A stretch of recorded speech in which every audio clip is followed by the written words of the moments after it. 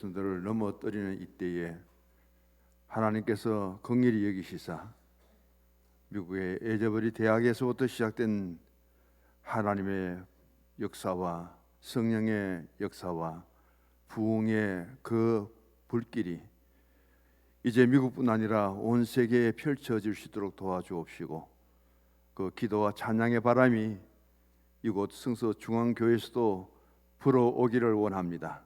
받을 수 있는 저들의 신앙이 되게 하옵시고, 오늘의 신앙에서 다시금 일어나 주의 능력으로 우리에게 주어진 신앙의 본분을 잘 감당하며 내가 선 자리에서, 부름받은 거룩한 그 자리에서, 그리고 하나님께서 맡겨주신 그 소임을 생각하며 기도하고 찬송할 때 주의 임재와 주님이 우리 가운데 임마누엘 되실 줄 믿습니다.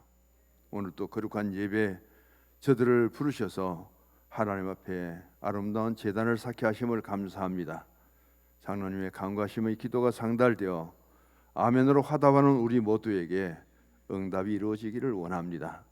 거룩한 성호를 찬양하는 임마누엘 찬양대 위에 주의 크신 은혜와 무한한 관심이 날마다 새롭게 임하여 주시옵소서.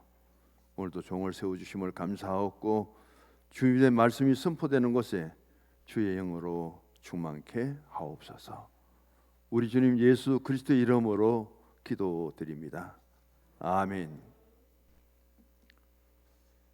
지난 주간에 사순절의 베드로에 대해서 다 마무리를 못했습니다. 지나가도록 하고요.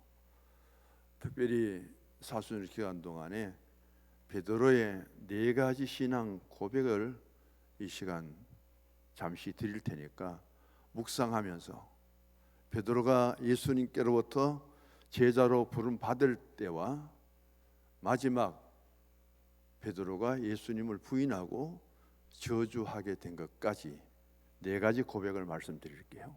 첫 번째는 누가복음 5장 8절입니다. 밤새도록 고기를 잡았지만 잡지 못하고 빈 배와 빈 그물을 싣고 있을 때에 예수님이 찾아오시지요. 예수님이 인해서 한 번의 그물 던짐을 통해서 배에 고기가 가득 차도록, 다른 동료의 배에도 고기가 가득 채워지도록 그렇게 잡혔을 때에 베드로는 주님 앞에 무릎을 꿇습니다. 그리고 고백을 합니다. 주님, 나는 죄인으로소이다. 우리 주님 앞에 첫 번째 제자로 그가 부름 받을 그때에 누가는 분명하게 그 사실을 적어 놓고 있습니다. 마태는 나를 따르라 할 때 따랐다고 하고, 요한은 안드레의 제자로 있던 그의 그의 동생 안드레가 자기 형인 베드로에게 와서 전도함으로 제자가 되었는데, 누가복음 얼마나 그 제자됨을 자세하게 보여주는지, 그게 베드로의 첫 번째 고백입니다. 두 번째는 마태복음 16장 16절이지요. 주는 그리스도시요 살아계신 하나님의 아들입니다. 3년의 공생애 속에 예수님을 따르던 베드로에게 세상의 사람들은 나를 누구로 하느냐, 객관적인 질문이에요. 그런데 12제자 앞에 주관적으로 질문합니다. 그럼 너희들은 나를 누구라고 생각하느냐? 베드로의 위대한 고백이 나오죠. 예수님의 최고의 칭찬을 받습니다. 천국 열쇠를 주님께서 베드로에게 주십니다. 세 번째 고백은 마태복음 17장 3절에 높은 산에 올라갑니다. 거기에서 수천 년 전에 하나님 앞에 부름받아 위대한 사역을 잘 감당했던 모세가 호출을 받고요, 엘리야가 호출을 받습니다. 오늘의 신앙의 자리에서 예수님의 제자로 예수님을 따라 그 변화산에 올라갔을 때 수천 년 전에 엘리야를 만나고 모세를 만나고 대화하시는 예수님 모습에 너무 황홀하고 엄청난 감동을 받죠. 베드로가 이렇게 말합니다. 여기 너무 좋습니다.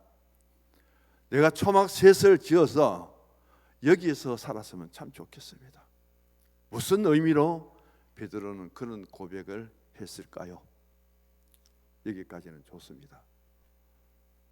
마태복음 26장 33절에 보면은 성만찬 후에 찬미하며 감람산으로 가는 길에 이제 너희들은 다 오늘 나를 떠날 것이다. 나를 버릴 것이다. 주님 무슨 말 하십니까? 저는 절대 주님 버리지 않습니다. 그때 주님이 말씀하시기를 장담하는 베드로를 향해서 너는 오늘 밤 닭 울기 전에 3번 나를 부인하리라. 깜짝 놀란 베드로가 주님 저는 죽기까지도 주님을 따르겠습니다. 이 4가지 고백을 묵상하시고 이 4가지 고백을 통해서 제가 설교를 하려고 했는데 다른 것을 전해야 되기 때문에 일단 전제를 합니다. 남은 사순절 기간 동안에 그 베드로의 고백을 나도 한번 해보면서 묵상하시고 사순절을 더 의미 있게 보낼 수 있기를 원합니다. 오늘 본문 12절을 같이 읽어보십시다. 헤롯과 빌라도가 전에는 원수였으나 당일에 서로 친구가 되니라. 그리고요 23장 1절을 보십시오. 무리가 다 일어나 예수를 빌라도에게 끌고 갑니다. 고발합니다. 3가지로 고발을 하는데 빌라도가 예수님께 묻습니다.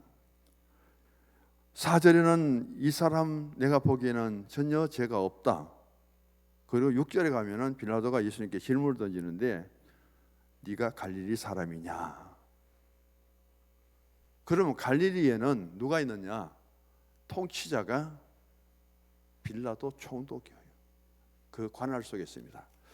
오늘 분봉왕이라는 단어가 나오죠. 12절에. 이것은 헤롯의 가문이 100년 동안 유대를 통치하는 그런 정치 지도자가 되는데 그 수하의 헤롯 가문의 아들들이 유대를 다 통치하는 것이 아니라 그것을 나누어서 그 자리에 헤롯 정부가 서 있는데 이것을 가리켜서 분봉왕이라고 합니다. 전체를 다스리는 것이 아니라 자기에게 주어진 권한을 그 지역을 통치하는 그런 왕이라는 거죠. 여기서 중요한 말씀은 헤롯과 빌라도가 전에는 원수였는데 어떻게 그날은 가장 절친이 되었다, 친구가 되었다. 유대인들이 예수님을 빌라도에게 끌고 와서 재판장에 맡기는데 빌라도는 하나를 확인합니다. 내가 갈릴리 사람이냐? 그럼 갈릴리 지역의 관할자, 통치자는 누구냐? 헤롯이잖아요.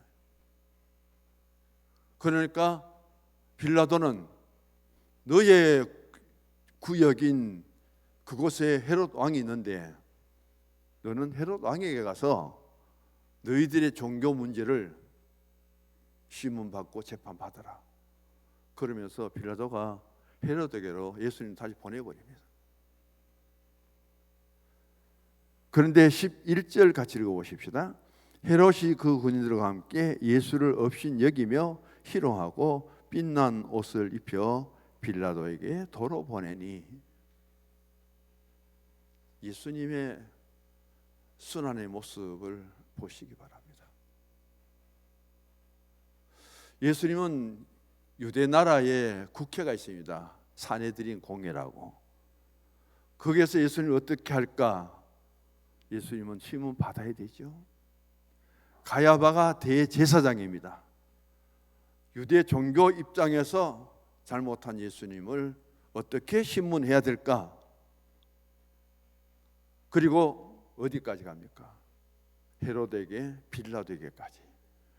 예수님은요 재판 받는다고 왔다 갔다. 어느 한 부분에서도 예수님을 책임지려고 하지 않습니다. 로마가 당시에 식민지 역할에 둔 나라들에게 굉장히 자유권을 부여했어요. 그래서 문화나 종교나 사회나 이런 문제들은 그 나라에서 다 다스려라.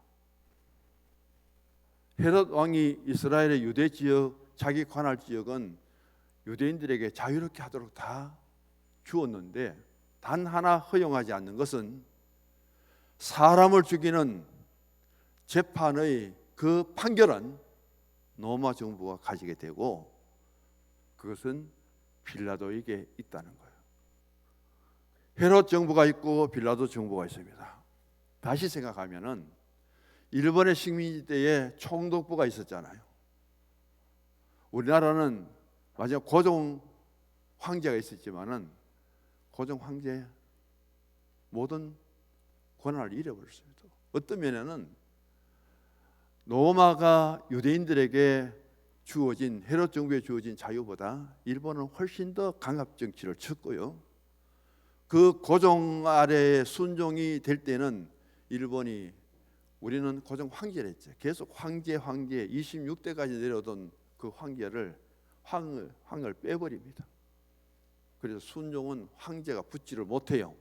순종 왕입니다. 순종 황제, 고종 황제에 대해 될 게 순종 왕으로 있다가 그렇게 비운의 역사를 가진 나라가 우리 민족이죠. 그래서 헤롯 정부가 있고 빌라도 정부가 있습니다. 예수님의 지금 일어난 사건은 종교 문제입니다. 이 종교의 문제는 로마 정부가 유대인들에게 그대로 맡긴 거예요. 그런데 사형권, 사람을 죽일 수 있는 판결은 유대 정부에 전혀 없습니다. 종교 문제를 통해서 예수님을 체포하였고 그 예수님을 신문하면서 아무리 유대 헤롯 정부에서 거치고 거쳐본들 예수님께 사형을 선고할 수 있는 권한이 없다는 거예요. 그래서 예수님을 십자가에 죽이기 위해서는 반드시 빌라도의 사형 선고가 떨어져야 되기 때문에 빌라도는 이 문제는 종교 문제인데 왜 내가 맡아야 되느냐. 그래서 아주 존경하게 여기면서 헤롯 정부, 이 갈릴리 지역은 헤롯 왕 당신이 통치하는 지역이니까 당신이 판결하시오 하고 넘겨버립니다. 그러면은 헤롯의 권한으로서는 예수를 죽일 수 있는 사형권이 없습니다. 그래서 헤롯은 어떻게 하든지 예수님을 죽이는 것이 목적이니까 사형권을 가진 빌라도에게 또 다시금 보내는 거예요. 체포된 예수님이 사내들인 공회를 거치고 가야바 안나스를 거쳐서 그리고 빌라도 법정에 서고 헤롯 정부에 서고 무슨 쓸데없는 재판을 그렇게 합니까? 결국은 로마 법에 의한 예수님의 사형 판결은 잘못된 거예요. 이 문제는 종교 안에서 다뤄야 될 문제인데 왜 종교권을 로마 법에 의해서 그들이 다루었느냐? 그러면 로마 법의 종교는 재판의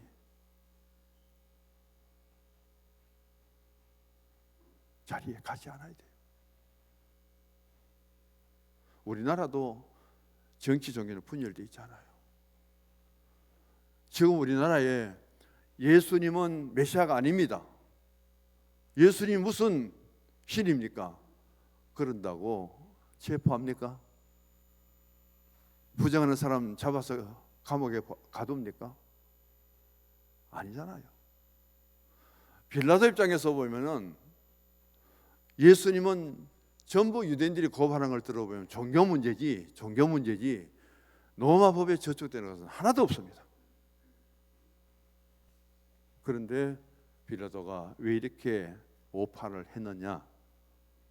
빌라도의 책임은, 총독의 책임은 그 나라에서 로마에 대해서 반란이 일어나지 않고 로마에 대해서 반역하는 일도 있으면 그걸 제압하는 것이 가장 큰 의무예요. 자, 누가복음 13장에 읽을 시간이 없는데 갈릴리에서 로마에 대적하다가 엄청난 사람이 죽습니다. 사마리아에서 반란을 일으키다가 엄청난 사람이 죽어요. 그래서 반란을 일으킨 사람에게는 철저하게 판결을 내려서 다 죽여버립니다. 그런데 이것은 순수한 예수님의 종교 문제예요. 그래서 빌라도는 이 문제를 다루지 않으려고 하는데, 그래서 나는 예수님을 만나서 보니까 전혀 죄가 없다고 하니까 유대인들이 어떻게 해요? 들고 일어나는데 조금만 더 방치하면 그대로 반역이 일어나고 반란이 일어나서 빌라도의 그 위치가 어려울 만큼 심했다고 보죠. 나는 이 예수님이 전혀 죄가 없다 하고 빌라도가 물을 떠서 손을 씻으면서까지 나는 무죄하다 하던 이 빌라도가 군중들이 들고 일어나니까 깜짝 놀라갖고 다시금 재판을 열어서 예수님에게 사형 선고를 내려버립니다. 예수님이 땅에 오셔서 33년의 생애를 사시는데 그 예수님이 유대 땅에 오셨습니다. 비록 로마의 식민지 속에 있다 할지라도 그때 AD 26에서 36년까지 10년 동안 통치자로 누가 왔느냐? 빌라도가 온 거예요. 그 10년 사이에 최고의 구세주 예수님을 만날 수 있는 사람이 누구였느냐? 빌라도예요. 이방인이지만. 야, 최고의 메시아 예수님, 구세주 예수님, 나는 이방인으로 와서 이 나라의 통치권을 가지고 총독부에서 일을 하지만은 그 예수님을 직접 만나서 신문까지 한 사람이 누구냐? 빌라도예요. 예수님께 죄가 없다 했던 그 빌라도 군중들의 시위가 일어나고 폭동이 일어날까 싶어서 다시 번복하며 예수님께 사형 선고를 내렸던 이 빌라도, 그 10년의 재임 기간 동안에 이방인이지만은 예수님 죄가 없고 다른 백부장처럼 예수님을 믿고 그런 빌라도가 되었다면 세계 역사에 가장 위대한 빌라도, 가장 좋은 신앙의 사람으로 남아 있을지도 모릅니다. 그런데 한번 만난 그 예수님을 종교법에 의해서 유대 헤롯 정부에 넘겨야 될 그 문제를 왜 떠안아서 예수님을 심판하고 죽게 만드셨기 때문에 우리는 사도신경을 고백할 때마다 오늘도 본디오 빌라도에게 고난을 받아 십자가에 못 박혀 죽으시고 기독교가 전해지는 동안, 우리 신앙이 고백되어지는 동안 빌라도가 행한 이 일은 영원히 지워지지 않습니다.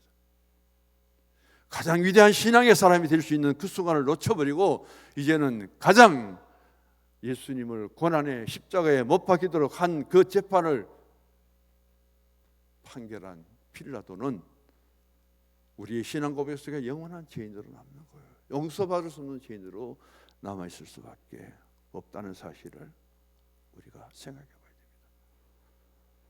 제가 사순절에 빌라도를 준비하다 보니까 보통 제가 원고 2장을 하는데 4장이 나와요.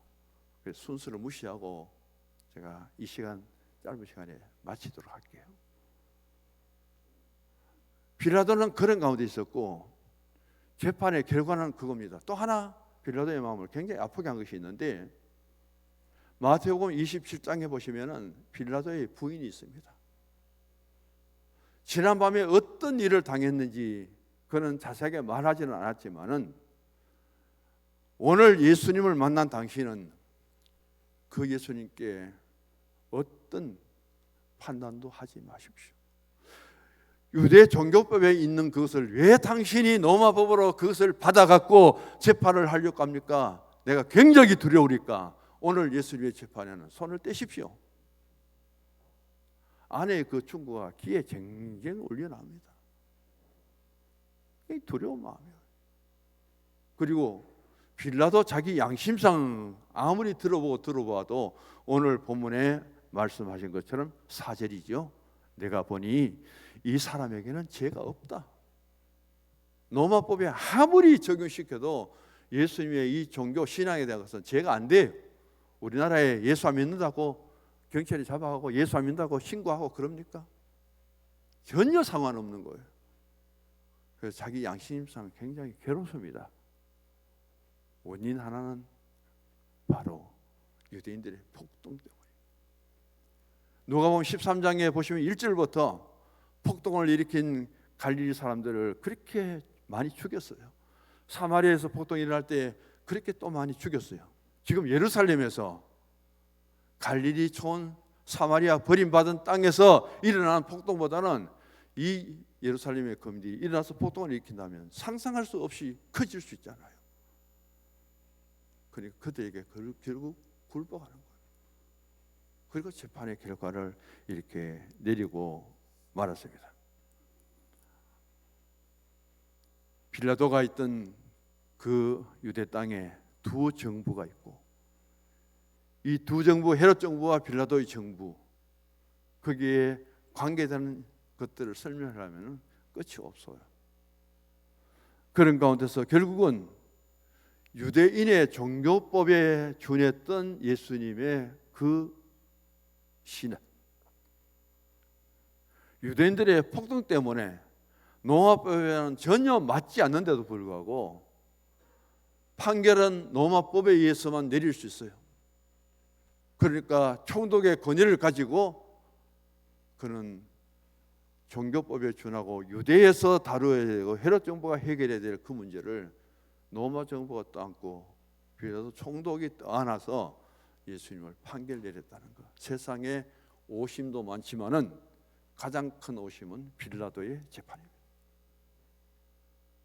그것을 우리에게 보여주는 거예요. 그런데 그렇게 서로 대적 관계밖에 될 수 없었던 오늘 본문 12절에 헤롯과 빌라도가 보내고 받고 받아서 또 보내고, 그것도 어떻게 했겠어요? 존경하는 헤롯 왕이여, 이 문제는 종교법인 것 때문에 제가 판결할 것이 아니라 유대의 종교법으로 해결하시고 유대 정부에서 해결하십시오 하고 예수님을 정중하게 존경하는 헤롯 대왕에게 보냈습니다. 헤롯 또한 또 생각합니다. 아무리 예수님을 종교법으로 다루어도 당시 헤롯 정부는 사형을 내릴 수 있는 판결을 못 내립니다.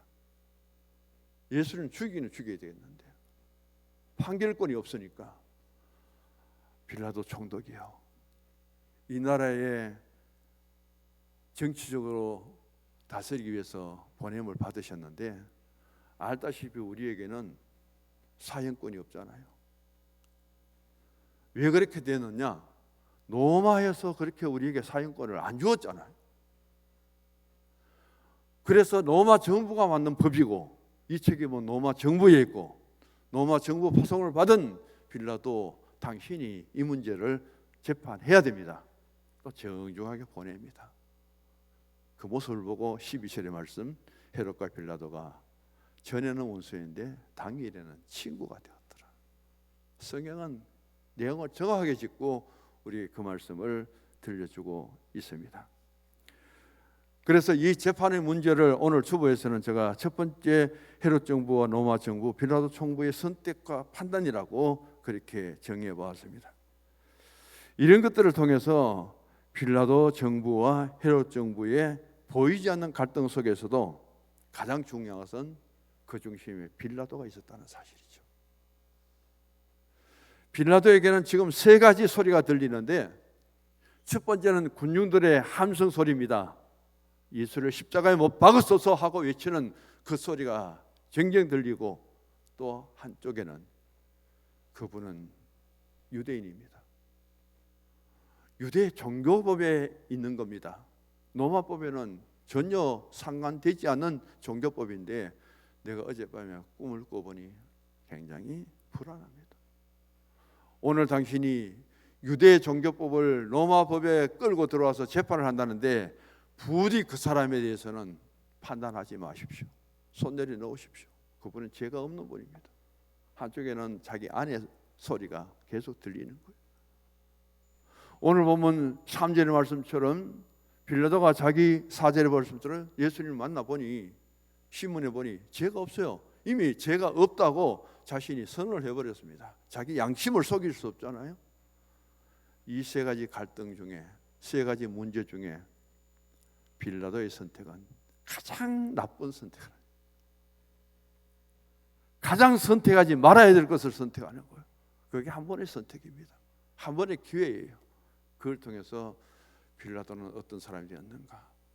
본디오 빌라도에게 고난을 받았사 십자가에 못 박혀 죽으시고, 빌라도가 죽어도 기가 간지러워서 살겠습니까? 살아도 그가 기가 간지러워서 살았겠습니까? 오늘도 수없이 많은 이 기독교인들이 사도신경을 통해서 빌라도에게 고난을 받아서 십자가에 못 박혀 죽으시고, 이 고백을 모두가 외치고 고백하는데 빌라도가 들었다면 어떻게 되었을까요? 두 번째 문제는 뭐냐면은, 빌라도가 참 좋은 기회가 있었어요. 유대인들의 명절에 로마 정부가 반드시 죽어야 될 사람이지만은 빌라도 총독의 권한으로 그 사람을 사면해 줄 수 있는 그런 권위가 있습니다.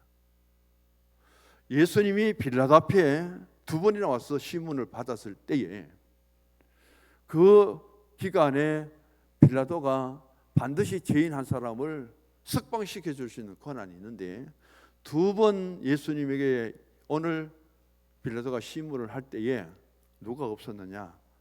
거기에 누구예요? 예수님과 누구를 용서해요? 뭐입니까? 지금 저 이름이 생각이 안 나. 그 예수님이 시문 받을 때 범죄하여금 정말 죽어야 될 사람이 바라바죠. 바라바 한 사람이에요. 그런데 바라바는 이 빌라도 앞에 두 번 다 재판에 나오지도 않았어요. 둘이가 죄인으로 예수님과 바라바가 같이 있다면은 한 사람을 석방시킬 때 바라바를 석방시킬 수 있습니다. 그런데 바라바가 두 번 다 빌라도 재판에 없었어요. 참석 안 했어요. 그러면 한 사람을 석방시키는 권한이 빌라도에 있을 때 예수님을 석방해버리고 사면시키면 끝납니다.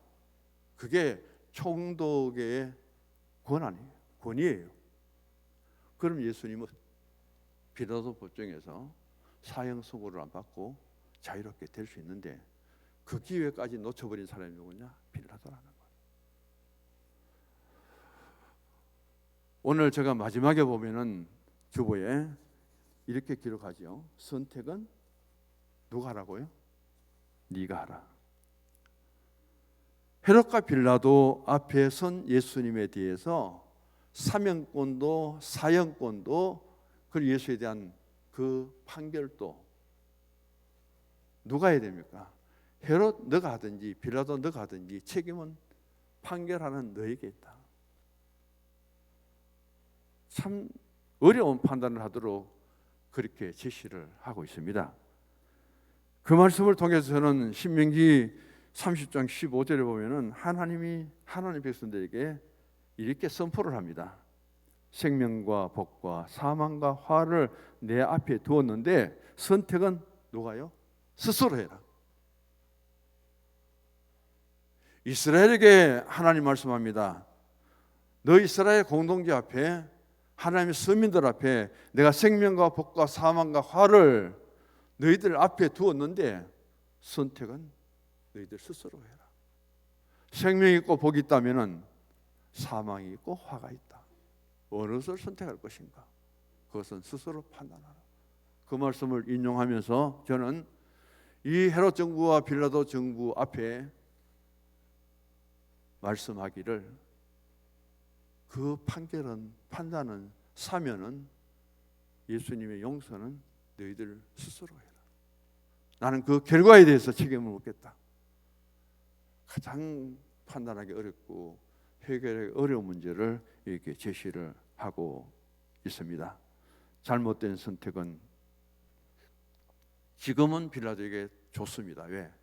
폭동을 잠재웠기 때문에. 더 이상 밀란이 일어나지 않기 때문에. 그것 때문에 빌라도는 예수님이 33년에 생애를 사시고 돌아가셨다고 볼 때 33세 때에 돌아가셨다면은 그때가 AD 33년입니다. 빌라도의 통치는 AD 26년에서 36년까지예요. 그래서 빌라도가 36년까지 통치했기 때문에 3년 자기가 더 총독부에서 총독으로 자기 자리를 지킬 수 있는 연장받은 시간은 3년밖에 안 돼요. 그 예수님을 죽도록 사형 선고를 내린 것 때문에 폭동이 안 일어난 것 때문에 유대의 총독의 그 통치를 실패하지 않았다는 것 때문에 3년도 총독부에서 총독으로 있었는 거예요. 자기 3년의 그 권자의 자리를 유지하기 위해서, 지속하기 위해서 예수님을 십자가에 못 박도록 판결을 한다는 거예요. 폭동을 잠재우고 자기의 통치 연장을 좀 더 한 것이지만은 그 선택은 최후의 실패다. 가장 많은 재판 중에서 최고의 오판이다. 그것을 우리 신앙에는 숨기지 않고 복음이 전해지고 성경이 전해지는 곳에는 빌라도의 그 행한 일들을 유대인들이 비록 예수님을 십자가에 못 박아 죽였는데도 불구하고 십자가에 못 박아 죽도록 만든 사람은, 판결한 사람은 바로 본디오 빌라도입니다. 그래서 유대인들의 십자가에 예수님 죽으심에 대한 말은 한마디도 없고 본디오 빌라도에게 고난을 받아서 십자가에 못 박혀 죽으시고 우리의 고백은 이렇게 끝이 없이 이어지고 있다는 사실을 생각하면서 오늘 빌라도의 모습 사라지고 없죠. 빌라도 초상화 붙어 있는 곳 어디 있을까요? 그러나 그렇게 죽으신 예수님은 예수님의 초상화가 없는 곳이 없습니다. 예수님 이름이 전해지는 곳에 위대한 역사와 사건이 일어납니다. 우리나라도 마찬가지죠. 각 나라 가장 공통점은 하나예요. 그 나라가 서는 집회에는 반드시 그 나라의 훌륭한 인물들을 집회에 올리고 있습니다.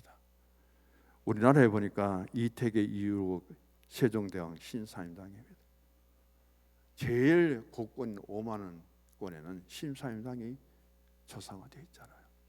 미국에는 8가지 집회가 있더라고요.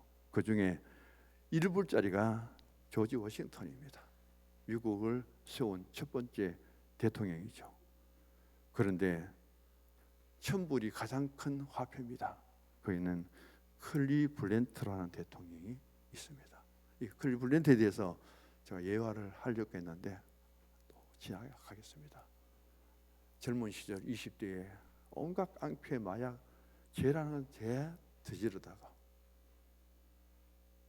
어느 날 주일날 그 깡패 모임에 가는 중에 교회를 지나가는데 교회에 포스터가 붙었습니다. 죄의 삿은 사망이라. 왠지 그 말씀 앞에 그가 서고 말았어요. 그러니까 마음에 엄청난 무언가 일어납니다. 죄의 삿은 사망이라. 돌아보면 전부 죄진 거예요. 깡패, 마약. 그가 저지른 죄들은 열가기 어려울 만큼 내가 이렇게 죄를 지었다면 난 죽어야 되는데 살아있네. 친구들이 가자고 해도 그는 거절하고 그 자리에 들어가서 그 발걸음이 교회를 향합니다. 죄의 삿은 사망이라. 그 제목으로 설교를 하는데 완전히 자기를 위해 설교죠. 변화됩니다. 그가 미국의 대통령이 됐죠. 변화받아. 그의 친구, 빨리 우리가 죄 짓는 곳에 가자고 끌던 그 친구는 클리블랜트가 대통령 취임할 그때에 감옥 속에 그 소식을 신문으로 보면서 눈물을 흘리면서 선택이 얼마나 잘못되었다는 것을 마지막 우리에게 보여주는 인간 사회 속에서도 똑같은 친구 관계 속에서도 마지막 선택이 어떻게 되었느냐. 대통령이 되고 평생 무기수가 되어서 감옥 속에 눈물을 흘리며 그 모습을 지켜보는 이 사람들의 모습. 믿음은 선택입니다. 주보를 보시고 같이 마지막 말입니다. 신명기 30장 15절. 보라, 내가 오늘 생명과 복과 사망과 화를 내 앞에 두었나니 선택은 내가 하라. 사순절 넷째 주간 생명과 복을 선택하는 성도의 신앙과 삶이 되십시다. 아멘. 하나님